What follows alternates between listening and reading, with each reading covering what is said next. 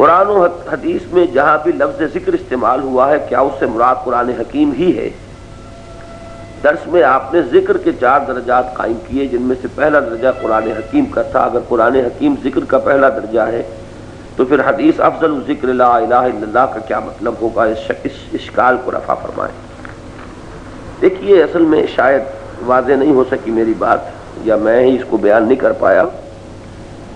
ذکر جو ہے اس کے معنی ہے استحضار اللہ فی القلب، دل میں اللہ کو موجود رکھنا۔ اب جس کو ہم ذکر کہتے ہیں وہ ذرائع ذکر ہے، یعنی اللہ کو دل میں موجود رکھنے کا ذریعہ کیا ہوگا اس کو ہم کہتے ہیں ذکر۔ تو ذکر جو ہے حقیقت میں تو مقصد ہے۔ اب اگر کسی وقت میں انسان جیسا کہ میں نے کہا تھا کہ وہ گاڑی پر سوار ہو رہا ہے، اس نے دعا وہ مانگی، تو یہ اس وقت ذریعہ ذکر ہو گیا اس کا کہ اس کا ذہن اس کا دل اللہ کی طرف متوجہ ہو گیا۔ اب ذرائع ذکر میں اہم ترین اولین یقیناً قرآن حکیم ہے، جس کو قرآن خود الذکر کہتا ہے۔ ذکر ہی سے اس میں فعل امر بنے گا تذکیر سے ذکر، تو ذکر بالقرآن من یخاف وعید، تذکیر کرائیے اے نبی قرآن کے ذریعے سے۔ تو معلوم یہ ہوا کہ ذکر میں مقدم ہوا۔ باقی یہ ہے کہ وہ باقی میں نے 4تھے درجے پر اذکار بھی رکھے ہیں، یہ تو ہو جائے گا نا حضور کے مسنونہ چیزوں میں سے کہ جس کی سند ہمیں ملتی ہے۔ اچھا، کسی شے کا مقدم ہونا اور افضل ہونا ضروری نہیں کہ دونوں چیزیں ساتھ ساتھ جائیں۔ مثلاً یہ کہ افضل ایمان پوری امت میں کن کا ہے؟ صحابہ کا، اور حضور نے زیادہ حسین ایمان قرار دیا ہے بعد میں آنے والوں کا۔ حضور نے ایک سوال کیا، صحابہ تشریف فرما تھے اور یہ روایت مشکات میں موجود ہے کہ ای الخلق اعجب الیکم ایمانا، تمام مخلوقات میں سب سے حسین ایمان کس کا ہے؟ سب سے زیادہ یعنی خوبصورت ایمان، اعجب اسے کہتے ہیں جو بڑا بھلا لگے۔ تو صحابہ نے کہا فرشتوں کا۔ تو حضور نے فرمایا وما لهم لا یؤمنون وهم عند اللہ، وہ کیسے ایمان نہ لائیں گے، وہ تو اللہ کے پاس ہیں، تو ان کا یعنی کوئی کمال تو نہیں، کیا تیر مارا انہوں نے اگر وہ ایمان رکھتے ہیں، ان کے اوپر تو حقائق منکشف ہے۔ تو پھر انہوں نے کہا کہ پھر آپ کا؟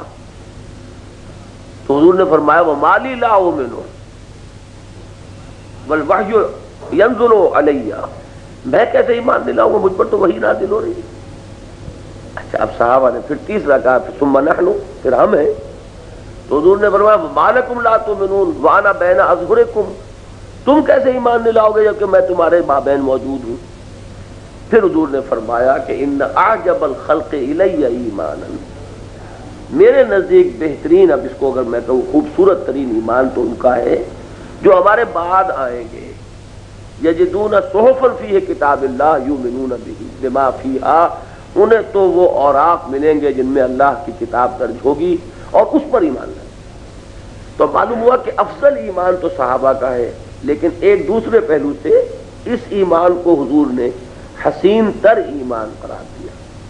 تو اس وجہ سے ان دونوں میں کوئی تضاد نہیں ہے کہ حضور نے اگر افضل الذکر اس کو کہا لا الہ الا اللہ تو وہ بھی ٹھیک ہے اپنی جگہ، لیکن اقدم الذکر، سب سے پہلا ذکر جو ہے وہ یقیناً قرآن حکیم۔ پھر یہ کہ لا الہ الا اللہ تو قرآن ہی ہے، یہ بھی تو سوچیے نا۔ لیکن یہ کہ قرآن جس اپنی ترتیب کے ساتھ آتا ہے تو قرآن مجید یقیناً ذرائع ذکر میں اولین شمار ہوگا۔ پھر اقیم الصلاۃ علی ذکری، میں نے عرض کیا ہے، پھر نماز جامع ترین، پھر ادعیہ معصورہ، اور ان میں تو جو حضور سے معصور ہے وہ تو اسی میں آ گئی، یہ تو اس میں آئے گی۔ چوتھے میں نے کہا تھا کہ اور جو بھی اس میدان میں جنہوں نے جیسے ہم کہتے ہیں کہ مجرب نسخے ہیں فلاں حکما کے، تو وہ استعمال کر لیجئے، فلاں فلاں دوائیں ڈالیے اس میں۔ تو اس طرح یہ جو روحانی یا یہ جو جن لوگوں نے تزکیہ نفس میں اپنی زندگیاں کھپائی ہیں، انہوں نے اپنے جو نظام ذکر کے مرتب کیے ہیں، میں ان کی نفی نہیں کرتا، لیکن چوتھے نمبر